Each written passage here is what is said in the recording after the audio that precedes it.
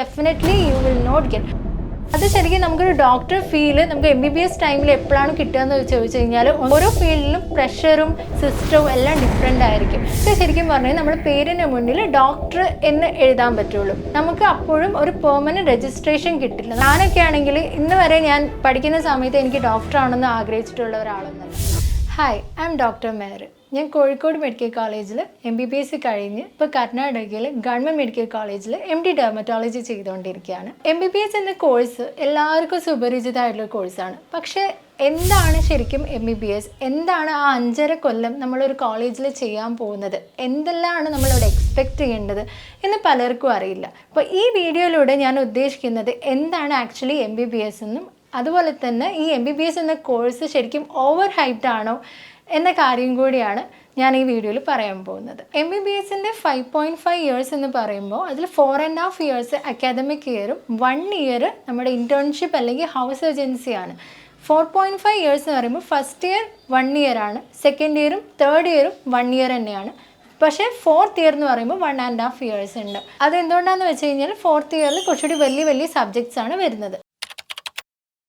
അപ്പോൾ ഓരോ year vice നോക്കുകയാണെങ്കിൽ ഫസ്റ്റ് ഇയറിൽ നമുക്ക് മെയിൻലി 3 സബ്ജക്റ്റാണുള്ളത്: anatomy, physiology, biochemistry.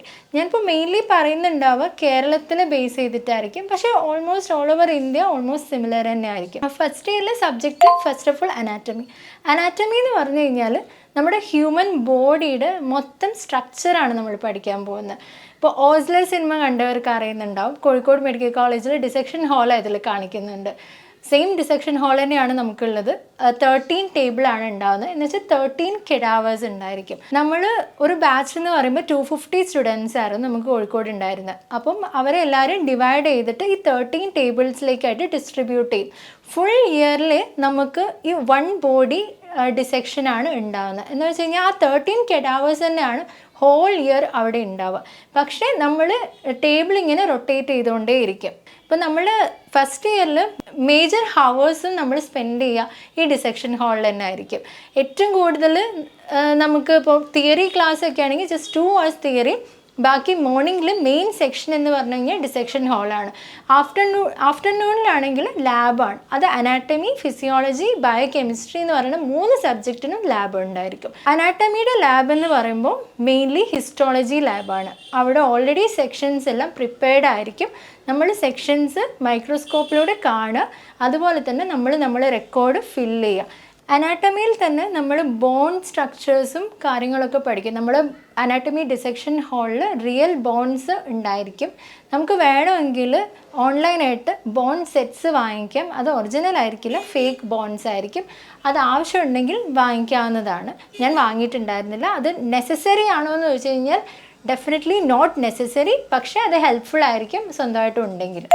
Next subject എന്ന് പറഞ്ഞു കഴിഞ്ഞാൽ ഫിസിയോളജിയാണ്. ഫിസിയോളജി ഇപ്പോൾ അനാറ്റമിയിൽ നമ്മൾ മൊത്തം സ്ട്രക്ചറാണ് പഠിച്ചതെങ്കിൽ ഇതെങ്ങനെയാണ് വർക്ക് ചെയ്യുന്നത് എന്ന കാര്യമാണ് ഫിസിയോളജിയിൽ പറയുന്നത്. അനാറ്റമി ശരിക്കും പറഞ്ഞു കഴിഞ്ഞാൽ സർജറി, ഓർത്തോ എന്ന സബ്ജക്ട്സിൻ്റെയൊക്കെ ബേസിക്കാണ്. പക്ഷേ ഫിസിയോളജി എന്ന് പറഞ്ഞു കഴിഞ്ഞാൽ മെഡിസിൻ എന്ന് പറയുന്ന സബ്ജക്റ്റിൻ്റെ ബേസിക് ആയിട്ടാണ് വരുന്നത്. ഓരോ സിസ്റ്റവും സെപ്പറേറ്റഡ് ആയിട്ട് എങ്ങനെയൊക്കെയാണ് വർക്ക് ചെയ്യുന്നത്, അതിൻ്റെ മെയിൻ കാര്യങ്ങളെല്ലാം നമ്മൾ പഠിക്കുന്നത് ഫിസിയോളജിയിലാണ്. Physiology means what happens normally in our body എന്നുള്ളതാണ് ഫിസിയോളജി. ഫിസിയോളജി പഠിക്കുമ്പോൾ നമ്മൾ സ്പെഷ്യലായിട്ട് ശ്രദ്ധിക്കേണ്ടത് എപ്പോഴും ഫ്ലോ ചാർട്ട്സ് വരയ്ക്കുന്നത് എങ്ങനെയാണെന്നും എങ്ങനെയാണ് ഒരു പാരഗ്രാഫ് വായിക്കുമ്പോൾ അതിലൂടെ നമുക്ക് ഫ്ലോ ചാർട്ട് പ്രിപ്പയർ ചെയ്യാൻ പറ്റുക എന്നുള്ള രീതിയിൽ വേണം അത് പഠിക്കാനായിട്ട്. ഫിസിയോളജിൻ്റെ പ്രാക്ടിക്കൽ എന്ന് പറയുമ്പോൾ മെയിൻലി ബ്ലഡ് എക്സ്പീരിമെൻറ്റ്സ് ആണ് വരുന്നത്. അതുപോലെ തന്നെ കുറച്ച് ഗ്രാഫ് എക്സ്പീരിമെൻറ്റ്സും വരുന്നുണ്ട്. നെക്സ്റ്റ് സബ്ജക്റ്റ് എന്ന് പറയുന്നത് ബയോകെമിസ്ട്രി ആണ്.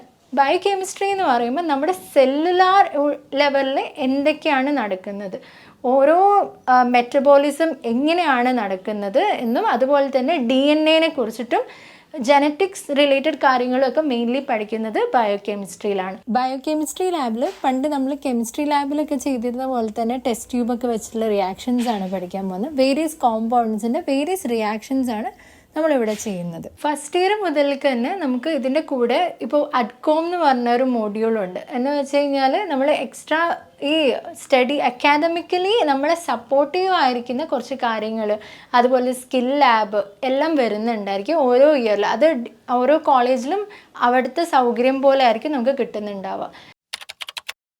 സെക്കൻഡ് ഇയറിലാണെങ്കിൽ മെയിൻലി വരുന്നത് പാത്തോളജി, മൈക്രോബയോളജി ആൻഡ് ഫാർമക്കോളജി എന്ന സബ്ജക്റ്റാണ് തിയറി ആയിട്ട് വരുന്നത്. പക്ഷെ നമ്മൾ പ്രാക്ടിക്കലായിട്ട് എന്ന് വെച്ചാൽ പോസ്റ്റിംഗ് എന്നാണ് നമ്മൾ അതിന് പറയുക, ക്ലിനിക്കൽ പോസ്റ്റിംഗ് സ്റ്റാർട്ട് ചെയ്യുന്നത് മെയിൻലി സെക്കൻഡ് ഇയറിലാണ്. സെക്കൻഡ് ഇയറിൽ പാത്തോളജി എന്ന് പറഞ്ഞു കഴിഞ്ഞാൽ എല്ലാ സബ്ജക്റ്റിൻ്റെയും മെയിൻ ബേസിക് കോറാണ് പാത്തോളജി. ഓരോ ഡിസീസിൻ്റെയും എങ്ങനെയാണ് ആ ഡിസീസ് വരുന്നത്, അതിൻ്റെ ഡെവലപ്മെൻറ്റ് എങ്ങനെയൊക്കെയാണ് വരുന്നത് എന്നാണ് പാത്തോളജിയിൽ പഠിക്കുന്നത്. പാത്തോളജി ലാബിലാണെങ്കിലും ഒരുപാട് സ്ലൈഡ് എക്സാമിനേഷൻസും അതുപോലെ തന്നെ ഗ്രോസ് അനാറ്റമിയാണ് നമ്മൾ പഠിക്കാനുള്ളത് പാത്തോളജി ലാബിൽ. നെക്സ്റ്റ് മൈക്രോബയോളജി എന്ന് പറയുമ്പോൾ ഓരോ കോസേറ്റീവ് ഓർഗാനിസത്തിനെ കുറിച്ചിട്ടും including bacteria, virus, fungi, parasitology എല്ലാം ഡിഫറെൻറ്റ് കോറായിട്ടാണ് നമ്മൾ പഠിക്കുന്നത്. മൈക്രോബയോളജി ലാബിൽ നമ്മൾ ഗ്രാം സ്റ്റെയിന്, ZN സ്റ്റെയിന് അങ്ങനത്തെ സ്റ്റെയിനിങ് പ്രൊസീജിയേഴ്സൊക്കെ ചെയ്യും. നമ്മൾ റിയൽ ബാക്ടീരിയനെ സ്ട്രെയിൻ ചെയ്ത് നമുക്ക് കാണാൻ പറ്റുന്നതായിരിക്കും. അടുത്ത സബ്ജക്റ്റ് എന്ന് പറഞ്ഞാൽ ഫാർമക്കോളജിയാണ്. ഫാർമക്കോളജി എല്ലാവർക്കും അറിയാം, as the name suggest mainly about the drugs. ഓരോ ട്രീറ്റ്മെൻറ്റിനും നമ്മൾ ഏതൊക്കെ ഡ്രഗ്സാണ് യൂസ് ചെയ്യുന്നത്, അതിൻ്റെ മെക്കാനിസം ഓഫ് ആക്ഷൻ, അതിൻ്റെ ഫാർമക്കോകൈനറ്റിക്സ്, അതെങ്ങനെയാണ് വർക്ക് ചെയ്യുന്നത് നമ്മുടെ ബോഡിയിൽ എന്നുള്ള കാര്യങ്ങളൊക്കെയാണ് നമ്മൾ ഫാർമക്കോളജിയിൽ പഠിക്കുന്നത്. ഇത് മാത്രമല്ല സെക്കൻഡ് ഇയർ ഞാൻ പറഞ്ഞല്ലോ ക്ലിനിക്കൽ പോസ്റ്റിംഗ് തുടങ്ങുന്ന സമയമാണ്. എന്ന് വെച്ച് കഴിഞ്ഞാൽ നമ്മൾ മെയിൻ കോഴ്സ് സബ്ജക്റ്റായാലും മെഡിസിൻ, സർജറി, ഗൈനക്കോളജി എല്ലാത്തിൻ്റെയും പോസ്റ്റിംഗ് ഉണ്ടായിരിക്കും. കൂടെ തന്നെ മൈനർ സബ്ജക്റ്റിൻ്റെയും പോസ്റ്റിംഗ് ഉണ്ടായിരിക്കും. ഈ മൈനർ സബ്ജക്റ്റ് എന്ന് പറയുമ്പോൾ അത് ഡിപ്പെൻഡ് ചെയ്യും. ഓരോ കോളേജിലും കുറച്ച് ഡിപ്പാർട്ട്മെൻറ്റ്സ് ഉണ്ടാവും, ചിലയിടത്ത് ഉണ്ടാവില്ല. അപ്പം ഉള്ള ഡിപ്പാർട്ട്മെൻറ്റ്സ് എല്ലാം നമുക്ക് കിട്ടുന്നതായിരിക്കും. മൈനർ പോസ്റ്റിങ്സ് എന്ന് പറയുമ്പോൾ 2 weeks ഈച്ചുള്ള പോസ്റ്റിങ്സ് ആയിരിക്കും. അതിനകത്ത് pathology, physical medicine and rehabilitation, family medicine, emergency medicine അങ്ങനത്തെ കുറച്ച് ഡിപ്പാർട്ട്മെൻറ്റ്സ് മാത്രം 2 week വെച്ചിട്ടാണ് നമുക്ക് തരാം. ഇതെല്ലാം സെക്കൻഡ് ഇയറിലാണ് നടക്കുന്നത്. ഇനി തേർഡ് ഇയറിലേക്ക് വരുമ്പോൾ ഇപ്പോഴത്തെ കരിക്കുലം അനുസരിച്ച് അവിടെ ഫോറൻസിക് മെഡിസിനും കമ്മ്യൂണിറ്റി മെഡിസിനും with ophthalmology and ENT. Ophthalmology and ENT നിങ്ങൾ തൊട്ട് സീനിയേഴ്സിനൊക്കെ ഫൈനൽ ഇയറിലായിരുന്നു ഉണ്ടായിരുന്നത്. പക്ഷെ അത് വീണ്ടും തിരിച്ച് ഷിഫ്റ്റ് ചെയ്ത് തേർഡ് ഇയറിലേക്ക് തന്നെ മാറ്റിയിട്ടുണ്ട്. അപ്പോൾ അതിൻ്റെ അഡ്വാൻറ്റേജ് എന്ന് പറയുമ്പോൾ നിങ്ങൾക്ക് ഫൈനൽ ഇയറിൽ എല്ലാം കൂടി പഠിക്കണ്ട, മറ്റേത് ഭയങ്കര ഓവർലോഡ് ആയിരിക്കും നിങ്ങൾക്ക് ഫൈനൽ ഇയറിൽ വരെ. ഫോറൻസിക് മെഡിസിൻ എന്ന് പറയുമ്പോൾ മെയിൻലി ഓട്ടോപ്സിയാണ് ഉള്ളത്. എന്ന് വെച്ച് കഴിഞ്ഞാൽ നമ്മൾ കോമൺ ലാംഗ്വേജിൽ പോസ്റ്റ്മോർട്ടം എന്ന് പറയുന്നത്. അപ്പോൾ നമ്മൾ MBBS ടൈമിൽ മിനിമം ഒരു 10 ഓട്ടോപ്സി എങ്കിലും കണ്ടിരിക്കണം. മോർ ദാൻ 10 കാണാവുന്നതാണ് തീർച്ചയായിട്ടും. ഇതിനകത്ത് എങ്ങനെയാണ് കോസ് ഓഫ് ഡെത്ത് ആണ് നമ്മൾ അതിലൂടെ കണ്ടുപിടിക്കുന്നത്. കൂടെ തന്നെ ലാബ് എന്ന് പറയുമ്പോൾ ഒരുപാട് സ്പെസിമെൻസ് ഉണ്ടായിരിക്കും, അതിൻ്റെ കാര്യങ്ങളാണ് നമ്മൾ പഠിക്കേണ്ടത്. അതുപോലെ ഏജ് എസ്റ്റിമേഷൻ, ഐഡൻറ്റിഫിക്കേഷൻ തുടങ്ങിയ കാര്യങ്ങളെല്ലാം ഫോറൻസിക് മെഡിസിനിലാണ് നമ്മൾ പഠിക്കുന്നത്. അടുത്ത കമ്മ്യൂണിറ്റി മെഡിസിൻ എന്ന് പറയുമ്പോൾ വൈറസ് മൂവി കണ്ടവർക്ക് പാർവതി ചെയ്യുന്ന ഒരു ക്യാരക്ടറുണ്ട്. അതിൽ കമ്മ്യൂണിറ്റി മെഡിസിനിലെ ഡോക്ടറായിട്ടാണ് പാർവതി ചെയ്യുന്നത്. എന്ന് വെച്ച് കഴിഞ്ഞാൽ കമ്മ്യൂണിറ്റിയും ഹോസ്പിറ്റലും ലിങ്ക് ചെയ്യുന്ന ഗ്രൂപ്പാണ് കമ്മ്യൂണിറ്റി മെഡിസിൻ. ഇപ്പോൾ വാക്സിനേഷൻ്റെ കാര്യങ്ങളായിക്കോട്ടെ, ലെപ്രസി, എയ്ഡ്സ് അതുപോലത്തെ ഡിസീസസിനൊക്കെ ട്രീറ്റ്മെൻറ്റ് എന്ന് പറയുന്നത് കുറച്ചുകൂടി ഗ്ലോബലി അഫക്റ്റഡ് ആവുന്ന ഒരു ഡിസീസ്. ഇപ്പോൾ TB ഒക്കെ ആണെങ്കിൽ അതിൻ്റെ എല്ലാ ട്രീറ്റ്മെൻറ്റ് പ്രോട്ടോക്കോൾ ഫോം ചെയ്യുന്നതും അതുപോലെ തന്നെ അതെല്ലാം കമ്മ്യൂണിറ്റിയിലേക്ക് അപ്രോച്ച് ചെയ്യുന്ന രീതി എങ്ങനെയൊക്കെയാണ് കാര്യങ്ങളെല്ലാം നോക്കുന്നവരാണ് കമ്മ്യൂണിറ്റി മെഡിസിൻ എന്ന് പറയുന്നത്. കമ്മ്യൂണിറ്റി മെഡിസിൻ ഭയങ്കര കുറച്ചുകൂടി ഇൻട്രാക്റ്റീവ് ആയിട്ടുള്ള ഒരു പോസ്റ്റിംഗ് ആണ്. എനിക്ക് ഭയങ്കര ഇഷ്ടമുള്ളൊരു പോസ്റ്റിംഗ് ആയിരുന്നു. കാരണം നമ്മൾ പുറത്തേക്കൊക്കെ ഇറങ്ങി പല അടുത്തുള്ള വീടുകളിലൊക്കെ പോവും. അങ്ങനത്തെ ഒരു ഭയങ്കര ഇൻട്രാക്റ്റീവ് ആയിട്ടുള്ള വെറുതെ കോളേജിനകത്ത് തന്നെ ഇരിക്കാണ്ട് കുറച്ചുകൂടി ഒരു പുറത്തേക്കുള്ള ഒരു എക്സ്പോഷർ നമുക്ക് നല്ല രീതിയിൽ കിട്ടുന്ന ഒരു പോസ്റ്റിംഗ് ആണ്. പ്ലസ് കൂടെ തന്നെ ഒരു റിസർച്ച് ഓപ്പർച്യൂണിറ്റിയും കൂടി കമ്മ്യൂണിറ്റി മെഡിസിനിൽ ഉണ്ടായിരിക്കും. നമ്മൾ ഗ്രൂപ്പായിട്ട് ഒരു പ്രൊജക്റ്റ് തയ്യാറാക്കി എടുക്കാനും കൂടി ഉണ്ട്. അടുത്ത സബ്ജക്റ്റ് എന്ന് പറഞ്ഞു കഴിഞ്ഞാൽ ENT ആണ്. എന്ന് വെച്ച് കഴിഞ്ഞാൽ ഇയർ, നോസ് ആൻഡ് ത്രോട്ട്, ഈ 3 ഭാഗങ്ങളെ കുറിച്ചിട്ട് നമ്മൾ ഡീറ്റെയിൽ ആയിട്ട് പഠിക്കുന്ന ഒരു സബ്ജക്റ്റാണിത്. കൂടെ തന്നെ അതിൻ്റെ ക്ലിനിക്കൽ പോസ്റ്റിങ്ങും ഉണ്ടായിരിക്കും. നമ്മൾ പേഷ്യൻസിനെ കാണണം, ഈ ഡിസീസസ് റിലേറ്റഡ് ആയിട്ടുള്ള കേസസ് എടുക്കുക, ഹിസ്റ്ററി എടുക്കുക, എക്സാമിനേഷൻ ചെയ്യുക, ഡയഗ്നോസിസ് കണ്ടുപിടിക്കുക. കൂടെ തന്നെ നമുക്ക് ഓഡിയോളജി പോസ്റ്റിങ്ങും ഉണ്ടായിരിക്കും. ഓഡിയോളജി എന്ന് പറഞ്ഞു കഴിഞ്ഞാൽ നമ്മൾ ഹിയറിംഗ് ടെസ്റ്റുകളൊക്കെ ചെയ്യുന്നത് അവിടെ വെച്ചിട്ടാണ്. അപ്പോൾ ആ ഒരു സെക്ഷനിൽ നമുക്കൊരു പോസ്റ്റിംഗ് കിട്ടുന്നതായിരിക്കും. നെക്സ്റ്റ് സബ്ജക്റ്റ് എന്ന് പറഞ്ഞു കഴിഞ്ഞാൽ നമ്മൾ ഒഫ്താൽമോളജിയാണ്. ഒഫ്താൽമോളജിയിൽ നമ്മൾ കണ്ണിൻ്റെ കാര്യങ്ങളാണ് പഠിക്കുന്നത്. കണ്ണിൻ്റെ ഡിസീസസ്, അതിന് നോർമൽ അനാറ്റമി എല്ലാം തന്നെ വളരെ ഡീറ്റെയിൽ ആയിട്ട് പഠിക്കുന്നത് ഒഫ്താൽമോളജി വരുമ്പോഴാണ്. നമ്മൾ ഫസ്റ്റ് ഇയറിൽ അനാറ്റമി പഠിക്കുമ്പോൾ അത്രയും ഡീറ്റെയിൽ ആയിട്ട് അതിൻ്റെ കാര്യങ്ങൾ പഠിച്ചിട്ടുണ്ടാവില്ല. കൂടെ തന്നെ അതിൻ്റെ പോസ്റ്റിങ്ങുകളും ഉണ്ടായിരിക്കും. തേർഡ് ഇയറിൽ ക്ലിനിക്കൽ പോസ്റ്റിംഗ് എന്ന് പറയുമ്പോൾ ഈ തേർഡ് ഇയർ സബ്ജക്ട്സ് ഉണ്ടായിരിക്കും. കൂടെ തന്നെ നമ്മൾ medicine, surgery, gynaecology orthopaedics, paediatrics ഇതെല്ലാം വരുന്നതായിരിക്കും. ഒപ്പം തന്നെ കുറച്ച് മൈനർ സബ്ജക്റ്റ് ആയിട്ടുള്ള ഡെർമറ്റോളജി ഇതെല്ലാം 2 വീക്സ് വെച്ച് നമുക്ക് കിട്ടുന്നതായിരിക്കും. ഫൈനൽ ഇയർ എന്ന് പറയുമ്പോൾ നമ്മുടെ മേജർ സബ്ജക്ട്സ് ആയിട്ടുള്ള മെഡിസിൻ, സർജറി, ഗൈനക്കോളജി, പീഡിയാട്രിക്സ് അതുപോലെ തന്നെ ഓർത്തോപീഡിക്സ് ആണ് ഉണ്ടാവുന്നത്. പക്ഷേ ഓർത്തോപീഡിക്സ് എന്ന് പറയുമ്പോൾ എക്സാം നമുക്ക് സർജറിൻ്റെ കൂടെ തന്നെയാണ്, സെപ്പറേറ്റ് ഒരു പേപ്പർ അല്ല, സർജറിൻ്റെ കൂടെ തന്നെയാണ് ഉണ്ടാവുക. പ്രാക്ടിക്കൽ ആയാലും സെപ്പറേറ്റ് എക്സാം ഉണ്ടായിരിക്കും, പക്ഷേ മാർക്സ് എല്ലാം ആഡ് ചെയ്യുന്നത് സർജറിയുടെ കൂടെ ആയിരിക്കും. ഫൈനൽ ഇയറിൽ പോസ്റ്റിംഗ്, ക്ലിനിക്കൽ പോസ്റ്റിംഗ് എന്ന് പറയുമ്പോൾ ഈ സബ്ജക്റ്റുകളുടെ ക്ലിനിക്കൽ പോസ്റ്റിംഗ് തന്നെയാണ് ഉണ്ടാവുക. ഇപ്പോൾ സർജറിയിലൊക്കെ ആണെങ്കിൽ നമുക്ക് ഓപ്പറേഷൻ തിയേറ്റർ പോസ്റ്റിംഗ് OT പോസ്റ്റിങ്ങും ഉണ്ടായിരിക്കും. മെഡിസിനിലാണെങ്കിൽ മെയിൻലി വാർഡ് പോസ്റ്റിംഗ് ആണ്, പീഡിയാട്രിക്സും ഒക്കെ ആണെങ്കിൽ വാർഡ് പോസ്റ്റിംഗ് ആണ്. പക്ഷേ ഗൈനക്കോളജിയിൽ നമുക്ക് ലേബർ റൂം പോസ്റ്റിംഗ് വരും ഫൈനൽ ഇയർ ആകുമ്പോൾ. അത് ശരിക്കും നമുക്കൊരു ഡോക്ടർ ഫീല് നമുക്ക് MBBS ടൈമിൽ എപ്പോഴാണ് കിട്ടുകയെന്ന് ചോദിച്ചു കഴിഞ്ഞാൽ, ഒന്ന് നമ്മുടെ കമ്മ്യൂണിറ്റി മെഡിസിനിൽ നമ്മൾ ഈ പുറത്ത് പോകുന്ന സമയത്തുണ്ടല്ലോ, അപ്പോഴൊക്കെ നമ്മളെല്ലാവരും ഡോക്ടറിനെ വിളിക്കുക, അപ്പോൾ നമുക്ക് കുറച്ചൊരു ഡോക്ടർ ഫീൽ കിട്ടും. അത് കഴിഞ്ഞ് കിട്ടുന്നത് ഈ ലേബർ റൂമിൽ വെച്ചിട്ടാണ്. അങ്ങനെ നമ്മൾ ലേബർ റൂമിൽ ശരിക്കും നമ്മൾ നൈറ്റ് ഡ്യൂട്ടിയും ഡേ ഡ്യൂട്ടി ആയിട്ടും ഉണ്ടാകുന്നതായിരിക്കും. ഓരോ ഇയറിൻ്റെയും എൻഡിലായിരിക്കും നമുക്ക് യൂണിവേഴ്സിറ്റി എക്സാം വരിക. പക്ഷേ ഇൻ ബിറ്റ്വീനായിട്ട് 3 ഇൻറ്റേർണൽ ഓരോ ഇയറിലും നമുക്ക് ഉണ്ടായിരിക്കും. അപ്പോൾ പെർസെൻറ്റേജ് ഓഫ് മാർക്സ് എന്ന് പറഞ്ഞു കഴിഞ്ഞാൽ 50% ആണ് മിനിമം നമ്മൾ സ്കോർ ചെയ്യേണ്ടത്. തിയറിയിലായാലും പ്രാക്ടിക്കലിലായാലും സെപ്പറേറ്റ് ആയിട്ട് 50% മാർക്സ് സ്കോർ ചെയ്യണം. അറ്റൻഡൻസിൻ്റെ കാര്യത്തിലാണെങ്കിൽ തിയറിയിൽ മിനിമം 75% അറ്റൻഡൻസും പ്രാക്ടിക്കലിൽ മിനിമം 80% അറ്റൻഡൻസും ഉണ്ടെങ്കിൽ മാത്രമാണ് നമുക്ക് യൂണിവേഴ്സിറ്റി എക്സാം എഴുതാൻ നമ്മൾ എലിജിബിൾ ആയിരിക്കുള്ളൂ. ഫൈനൽ ഇയർ എക്സാം കഴിഞ്ഞ് കഴിഞ്ഞാലാണ് നമുക്ക് ശരിക്കും പറഞ്ഞാൽ നമ്മുടെ പേരിന് മുന്നിൽ ഡോക്ടർ എന്ന് എഴുതാൻ പറ്റുള്ളൂ. പക്ഷേ നമുക്ക് അപ്പോഴും ഒരു പെർമനൻറ്റ് രജിസ്ട്രേഷൻ കിട്ടില്ല. നമുക്കൊരു താൽക്കാലിക രജിസ്ട്രേഷൻ നമ്പർ കിട്ടും. അത് വെച്ചിട്ടാണ് നമ്മൾ ഹൗസ് ഏജൻസിയിൽ നമ്മൾ പേഷ്യൻ്റ് ട്രീറ്റ്മെൻറ്റ് ചെയ്യുന്നത്. അപ്പോൾ ആ 1 ഇയർ ഓഫ് ഹൗസ് ഏജൻസി കഴിയുമ്പോൾ മാത്രമാണ് നമുക്ക് പെർമനൻറ്റ് രജിസ്ട്രേഷന് എലിജിബിൾ ആവുകയുള്ളൂ. യൂഷ്വലി നമ്മൾ പഠിച്ച സെയിം കോളേജിൽ തന്നെയാണ് ഹൗസ് ഏജൻസി ചെയ്യാറുള്ളത്. പക്ഷേ ഓൺ റിക്വസ്റ്റ് നമുക്ക് കോളേജ് ചേഞ്ച് കിട്ടാവുന്നതുമാണ്. ഹൗസ് ഏജൻസി എന്ന് പറഞ്ഞു കഴിഞ്ഞാൽ ശരിക്കും നമ്മൾ അവിടെ ഡോക്ടറായിട്ടാണ് വർക്ക് ചെയ്യുന്നത്. ഈ ഹൗസ് ഏജൻസി ടൈമിൽ നമുക്ക് മോസ്റ്റ് ഓഫ് ദി ഡിപ്പാർട്ട്മെൻറ്റ്സിലും എക്സ്പോഷർ കിട്ടുന്നതായിരിക്കും. ആ സമയത്താണ് ശരിക്കും നമുക്ക് ഏത് ഡിപ്പാർട്ട്മെൻറ്റിലേക്കാണ് ഭാവിയിൽ MD എടുത്ത് മാറാൻ നമുക്ക് ഒരു ഇൻട്രസ്റ്റ് ഉള്ളത് എന്നൊക്കെ കുറച്ചൊക്കെ മനസ്സിലാവാൻ പറ്റും. ഏത് ഫീൽഡിലാണ് നമ്മൾ കുറച്ചുകൂടി കംഫർട്ടബിൾ ആവുന്നത്. ഓരോ ഫീൽഡിലും പ്രഷറും സിസ്റ്റവും എല്ലാം ഡിഫറെൻ്റ് ആയിരിക്കും. അപ്പോൾ ഏതാണ് നമുക്ക് സ്യൂട്ടബിൾ ആവുന്നതെന്നുള്ളത് ചെറിയ ഫുൾ കംപ്ലീറ്റ് ഐഡിയ കിട്ടുമോ എന്ന് ചോദിച്ചു കഴിഞ്ഞാൽ definitely you will not get. പക്ഷേ ഒരു ചെറിയൊരു ഐഡിയക്ക് എന്തായാലും കിട്ടുന്നതായിരിക്കും. MBBS എന്ന് പറയുമ്പോൾ ഈ അക്കാദമിക്സും ക്ലിനിക്കൽ പോസ്റ്റിങ്സും മാത്രമല്ല, ഒരുപാടധികം എക്സ്ട്രാ കരിക്കുലർ ആക്ടിവിറ്റീസും ഉണ്ട്. നമ്മളെ കോളേജിലാണെങ്കിൽ ആർട്സ്, സ്പോർട്സ് ഇതിനൊക്കെ ഒരുപാട് ഓപ്പർച്യൂണിറ്റീസ് കിട്ടുന്നുണ്ടായിരുന്നു. അടുത്തൊരു ടോപ്പിക് എന്ന് പറയുന്നത് ശരിക്കും ഈ MBBS എന്ന് പറഞ്ഞു കഴിഞ്ഞാൽ ഓവർ ഹൈപ്ഡ് ആണോ എന്നുള്ളതാണ്. It actually depends on the people. ഇപ്പം ചിലവർക്ക് ഒരുപാട് ആഗ്രഹിച്ച് MBBSന് വന്ന ആൾക്കാരുണ്ട്. അപ്പം നമ്മൾ ചെറുപ്പം മുതലേ എന്താവണമെന്ന് ചോദിച്ചു കഴിഞ്ഞാൽ ഒരു ഉത്തരേ ഉണ്ടാവുള്ളൂ, ഡോക്ടർ. പക്ഷേ എന്നെപ്പോലെ ഇപ്പം ഞാനൊക്കെ ആണെങ്കിൽ ഇന്ന് വരെ ഞാൻ പഠിക്കുന്ന സമയത്ത് എനിക്ക് ഡോക്ടറാണെന്ന് ആഗ്രഹിച്ചിട്ടുള്ള ഒരാളൊന്നുമല്ല. ശരിക്കും പറഞ്ഞു കഴിഞ്ഞാൽ ഒരു കംപ്ലീറ്റ് പക്ക ഒരു ഡ്രീം ഉണ്ടായിരുന്നു എന്ന് വെച്ച് കഴിഞ്ഞാൽ ഇല്ലയെന്ന് തന്നെ പറയേണ്ടി വരും. അങ്ങനെ ഒരാളായിരുന്നു ഞാൻ. +2 സയൻസ് എടുത്തു. ബിക്കോസ് സയൻസ് ആയിരുന്നു എനിക്കിഷ്ടം. എല്ലാവരും എൻട്രൻസിന് പോകുന്നു, ഞാനും എൻട്രൻസിന് പോയി, എനിക്ക് MBBS കിട്ടി. അപ്പോൾ പിന്നെ ഞാൻ കോഴിക്കോട് എനിക്കിവിടെ അടുത്തുള്ള കോളേജിൽ കിട്ടിയപ്പോൾ ഞാൻ അത്രയും ഹാപ്പിയായി MBBSന് പോയി.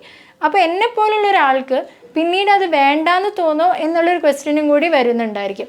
പക്ഷേ അതും ഡിപ്പെൻഡഡ് ആണ്. ഇപ്പോൾ എനിക്കാണെങ്കിൽ ആദ്യം വലിയ ഇഷ്ടമൊന്നും ഉണ്ടായിരുന്നില്ല. പക്ഷെ പഠിച്ചു വന്നപ്പോൾ ശരിക്കും പറഞ്ഞാൽ MBBS എന്ന കോഴ്സ് എനിക്ക് ഇഷ്ടപ്പെടുകയാണ് ചെയ്തത്. പക്ഷേ എൻ്റെ കൂടെയുള്ള ചിലവർ എനിക്കറിയാവുന്ന കുറച്ച് പേരുണ്ട്. ദേ ഫീൽ ലൈക്ക് അവർക്ക് ഇതിൽ വരണ്ടില്ലായിരുന്നു എന്ന് തോന്നിയ ആൾക്കാരും ഉണ്ട്. അപ്പോൾ ഇൻട്രസ്റ്റോടെ വരുന്നവരാണെങ്കിൽ ഡെഫിനറ്റ്ലി ഗോ ഫോർ ഇറ്റ്. അല്ലെങ്കിലും ഓക്കെയാണ്, കുഴപ്പമൊന്നുമില്ല. You will love the subject. കാരണം നമ്മളെ കുറിച്ചിട്ട് തന്നെയാണ് നമ്മൾ പഠിക്കാൻ പോകുന്നത് മേജോറിറ്റി. അതുകൊണ്ട് നമുക്ക് ഡെഫിനറ്റ്ലി ഇഷ്ടപ്പെടുന്ന ഒരു സബ്ജക്റ്റ് തന്നെയായിരിക്കും. MBBS എന്ന കോഴ്സിൻ്റെ പ്രോസ് ആൻഡ് കോൺസ് നോക്കുകയാണെങ്കിൽ, പ്രോസ് എന്ന് പറഞ്ഞു കഴിഞ്ഞാൽ ഒന്നാമത്തെ പ്രോസ് ഞാൻ നേരത്തെ പറഞ്ഞ പോലെ തന്നെ നമ്മളെ കുറിച്ചിട്ട് തന്നെയാണ് പഠിക്കുന്നത്. നമുക്ക് എപ്പോഴും നമ്മളെക്കുറിച്ച് അറിയാൻ കുറച്ചുകൂടി ഈഗർനെസ് ഉണ്ടായിരിക്കുമല്ലോ. അതുകൊണ്ട് തന്നെ ഈ സബ്ജക്റ്റ് പഠിക്കാൻ കുറച്ചുകൂടി ഇൻട്രസ്റ്റിംഗ് ആയിരിക്കും. സെക്കൻഡ് എന്ന് പറയുമ്പോൾ നമ്മുടെ സൊസൈറ്റിയിൽ അത്യാവശ്യം റെസ്പെക്റ്റ്ഫുൾ ആയിട്ടുള്ള ഒരു ജോലി തന്നെയാണ്, എല്ലാവരും ആഗ്രഹിക്കുന്ന ഒരു ഫീൽഡ് കൂടിയാണ്. തേർഡ് എന്ന് പറയുമ്പോൾ അത്യാവശ്യം ജോബ് ഓപ്പർച്യൂണിറ്റീസ് ഉണ്ട്. ഡെഫിനറ്റ്ലി ഒരുപാട് കോമ്പറ്റീഷൻ ഉണ്ട് ഫീൽഡിൽ. പക്ഷേ എന്നാലും ജോബ് ഓപ്പർച്യൂണിറ്റി അത്യാവശ്യം ഇപ്പോഴും നിലനിൽക്കുന്ന ഒരു ഫീൽഡ് തന്നെയാണ്. അത്യാവശ്യം സാലറി ഉണ്ട്. ഇപ്പോൾ ഈവൺ ആഫ്റ്റർ MBBS നമുക്ക് അത്യാവശ്യം സാലറിയിൽ ജോലി ചെയ്യാൻ പറ്റുന്നതായിരിക്കും. കോൺസ് എന്ന് പറയുമ്പോൾ മേജർ കോൺ എന്ന് പറഞ്ഞു കഴിഞ്ഞാൽ MBBSോടുകൂടി നമ്മൾ പഠിത്തം തീരുന്നില്ല. ഒന്നാമത് ഡോക്ടർ ലൈഫ് എന്ന് പറഞ്ഞു കഴിഞ്ഞാൽ ലൈഫ് ലോങ് സ്റ്റഡിയിങ് ആണ്. എല്ലാ കാലത്തും നമ്മൾ പുതിയ പുതിയ വരുന്ന അഡ്വാൻസ്മെൻറ്റ്സിനെ കുറിച്ചിട്ട് പഠിച്ചുകൊണ്ടേയിരിക്കണം. അല്ലെങ്കിൽ നമ്മൾ തീർച്ചയായിട്ടും ഇതിപ്പോൾ ഡോക്ടർ ഫീൽഡിൽ മാത്രമല്ല ഏതൊരു ഫീൽഡിലായാലും നമ്മൾ കാലത്തിനനുസരിച്ച് പോയില്ലെങ്കിൽ ഔട്ട്ഡേറ്റഡ് ആയിരിക്കും. അത് ഈ ഫീൽഡിലും വളരെയധികം അപ്ലിക്കബിളാണ്. രണ്ടാമത്തെ കാര്യം, ഇന്നത്തെ കാലത്ത് പൊതുവെ MD ഇല്ലാതെ കുറച്ച് സർവൈവ് ചെയ്യാൻ ബുദ്ധിമുട്ടാണ്. ഇന്ന് ഏതൊരു ചെറിയൊരു ഡിസീസിനെ പോലും സ്പെഷ്യലിസ്റ്റിനെ അപ്രോച്ച് ചെയ്യുന്ന കാലമാണുള്ളത്. അതുകൊണ്ട് തന്നെ തീർച്ചയായിട്ടും ഓൾമോസ്റ്റ് MD ഒരു നെസസിറ്റി ആയിട്ട് മാറിക്കൊണ്ടിരിക്കുകയാണ്. ഇപ്പം നീറ്റ് PG ആസ്പിറൻസിൻ്റെ കൗണ്ട് നോക്കിയാൽ തന്നെ നിങ്ങൾക്ക് കാണാൻ പറ്റും, മെജോറിറ്റി എല്ലാ MBBS കഴിഞ്ഞ ഭൂരിഭാഗം ആൾക്കാരും നീറ്റ് PGക്ക് വേണ്ടി ട്രൈ ചെയ്യുന്നവരാണ്. അടുത്തൊരു കോൺ എന്ന് പറഞ്ഞു കഴിഞ്ഞാൽ ഒരുപാട് കാലത്തെ പഠിത്തമുണ്ട്. ഇപ്പോൾ MBBS എന്ന് പറഞ്ഞു കഴിഞ്ഞാൽ 5.5 years ആണ്. അപ്പോൾ ആ MBBS എന്ന കോഴ്സിലേക്ക് എത്താൻ വേണ്ടിയിട്ട് ഇപ്പോൾ നിങ്ങൾക്ക് എല്ലാവർക്കും അറിയുന്നുണ്ടാവും, പലരും നീറ്റ് UGക്ക് വേണ്ടിയിട്ട് 1 or 2 or 3 ചിലർ 5 years വരെ ട്രൈ ചെയ്തിട്ട് MBBSന് കയറുന്ന ആൾക്കാർ വരെ ഉണ്ട് നമ്മുടെ നാട്ടിൽ. അപ്പോൾ അത്രയും കാലം ചിലവാക്കിയിട്ടാണ് MBBSലേക്ക് എത്തുന്നത്. MBBS എന്ന് പറഞ്ഞു കഴിഞ്ഞാൽ 5.5 years, അതും ഡിപ്പെൻഡഡ് ആണ്.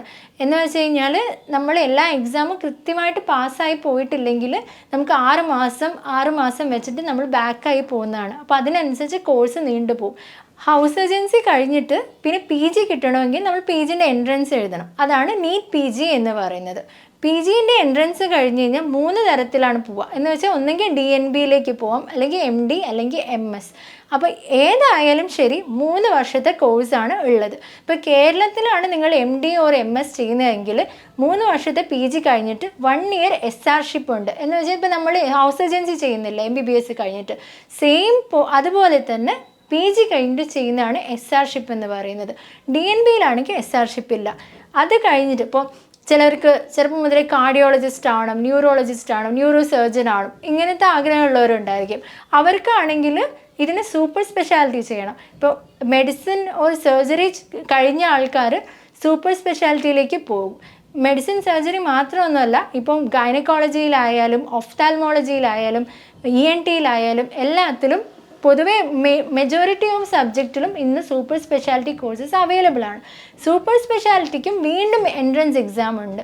ആ എൻട്രൻസ് എക്സാം എഴുതിയിട്ട് വീണ്ടും 3 വർഷത്തെ സൂപ്പർ സ്പെഷ്യാലിറ്റി കഴിയണം. അത് കഴിഞ്ഞിട്ട് വീണ്ടും ഓരോ സ്റ്റേറ്റിനനുസരിച്ച് നമ്മളിപ്പോൾ ഹൗസ് സർജൻസി ചെയ്യുന്ന പോലെ തന്നെ 1 or 2 years നമ്മളവിടെ വർക്ക് ചെയ്യേണ്ടി വരും ബോണ്ടഡ് ആയിട്ട്. അപ്പോൾ ടോട്ടൽ ഡ്യൂറേഷൻ എന്ന് പറഞ്ഞു കഴിഞ്ഞാൽ നമ്മുടെ മെജോറിറ്റി ഒരു ഹാഫ് ഓഫ് അവർ ലൈഫ് കഴിയും. നമ്മൾ പഠിച്ച് തീരും മോർ ദാൻ ഹാഫ് കഴിഞ്ഞിട്ടുണ്ടായിരിക്കും നമ്മുടെ ലൈഫിൽ. ഒരു ആവറേജ് ഒരു ലൈഫ് എക്സ്പെക്റ്റൻസി എന്ന് പറയുന്നത് 65 to 70 years ആണ് നമ്മൾ സാധാരണ ഒരു മനുഷ്യൻ്റെത്. അപ്പം അത് വെച്ച് നോക്കുമ്പോൾ ഒരു near to half or more than half of our life നമ്മൾ ഫുൾ പഠിത്തത്തിലായിരിക്കും. അപ്പം നമ്മളെ കൂടെ ഉള്ളവരൊക്കെ ബാക്കിയുള്ള കോഴ്സസിനൊക്കെ പോകുമ്പോൾ പെട്ടെന്ന് തന്നെ അവർക്ക് ജോലി റെഡി ആയിട്ടുണ്ടാവും. അവരെല്ലാവരും ഫിനാൻഷ്യലി ഇൻഡിപെൻഡൻ്റ് ആയിരിക്കും, ഫ്രീ ആയിരിക്കും. നമ്മൾ പഠിക്കുന്ന സമയത്ത് ഒരു കോളേജിനോട് ബോണ്ടഡ് ആണ്, അവിടുത്തെ ഡ്യൂട്ടീസ് എല്ലാം ഡിഫറെൻ്റ് ആണ്. അപ്പം നമുക്ക് ഒറ്റയ്ക്കുള്ള ഒരു ഫ്രീഡം ഉണ്ടാവത്തില്ലല്ലോ. അപ്പോൾ അതിൻ്റേതായ ഡിഫറൻസ് ഉണ്ട്. കൂടെ നമ്മൾ വർക്ക് ചെയ്തുകൊണ്ട് പഠിക്കണം. ഇപ്പോൾ MBBS പോലെയല്ല, PG തുടങ്ങിക്കഴിഞ്ഞാൽ നമ്മൾ വർക്ക് ചെയ്യണം പ്ലസ് പഠിക്കണം. PG ആയാലും സൂപ്പർ സ്പെഷ്യാലിറ്റി ആയാലും അതങ്ങനെ തന്നെയാണ്. പിന്നെ ആ ഒരു ഏജ് എന്നൊക്കെ പറയുമ്പോൾ നമുക്കറിയാം, ഒരു നമ്മൾ ഫാമിലി ലൈഫിലേക്ക് കടക്കുന്ന ഒരു ടൈമാണ്. അപ്പോൾ അതിൻ്റെ നമ്മൾ ഫാമിലിയുടെ കാര്യങ്ങൾ നോക്കാനുണ്ടാവും, നമ്മുടെ അക്കാദമിക്സ് നോക്കാനുണ്ടാവും, പ്ലസ് നമ്മൾ ഡ്യൂട്ടിയുടെ കാര്യങ്ങൾ നോക്കാനുണ്ടാവും. ഇപ്പോൾ MBBS പഠിക്കുന്ന പോലെ അത്രയും കൂളായിട്ട് നമുക്ക് PGയും സൂപ്പർ സ്പെഷ്യാലിറ്റിയും ചെയ്യാമെന്ന് പറഞ്ഞാൽ കുറച്ച് ബുദ്ധിമുട്ടായിരിക്കും. അപ്പോൾ ആ വക കാര്യങ്ങളെല്ലാം വരുന്നതുകൊണ്ട് നമ്മുടെ ലൈഫിൽ ശരിക്കും പറഞ്ഞു കഴിഞ്ഞാൽ ഈ കോഴ്സ് ഒരുപാടധികം ഇൻഫ്ലുവൻസ് വരുത്തുന്നുണ്ട്. അത് പോസിറ്റീവ് ആയാലും നെഗറ്റീവ് ആയാലും. അതൊരു മേജർ കോണായിട്ടാണ് ഞാൻ കണക്കാക്കുന്നത്. കാരണം ഇത്രയും ലോങ് ഡ്യൂറേഷൻ എന്ന് പറഞ്ഞു കഴിഞ്ഞാൽ ചെറിയ കാര്യമല്ല. പിന്നെ നമുക്ക് ഈ പഠിക്കുന്ന സമയത്ത് ഉണ്ടാകുന്ന സ്റ്റൈപ്പൻഡ് എന്ന് പറഞ്ഞു കഴിഞ്ഞാൽ വലിയൊരു സ്റ്റൈപ്പൻഡൊന്നും ആരും പ്രതീക്ഷിക്കേണ്ട. എസ്പെഷ്യലി ഇൻ കേരളയിലൊക്കെ ആണെങ്കിൽ നമുക്ക് സ്റ്റൈപ്പൻഡ് കുറവാണ്, മേജർ സ്റ്റേറ്റ്സിലും കുറവ് തന്നെയാണ്. പക്ഷേ നമുക്ക് സെൻട്രൽ ഇൻസ്റ്റിറ്റ്യൂട്ടിലൊക്കെ കിട്ടുവാണെങ്കിൽ അത്യാവശ്യം നല്ലൊരു സ്റ്റൈപ്പൻഡ് കിട്ടുന്നതായിരിക്കും. MBBS എന്ന കോഴ്സിനെ കുറിച്ചൊരു ചെറിയൊരു ഐഡിയ ഈ വീഡിയോയിലൂടെ കിട്ടിയെന്ന് ഞാൻ പ്രതീക്ഷിക്കുന്നുണ്ട്. അപ്പോൾ തീർച്ചയായിട്ടും അടുത്ത വീഡിയോയിൽ നമുക്ക് വീണ്ടും കാണാം. Till then bye.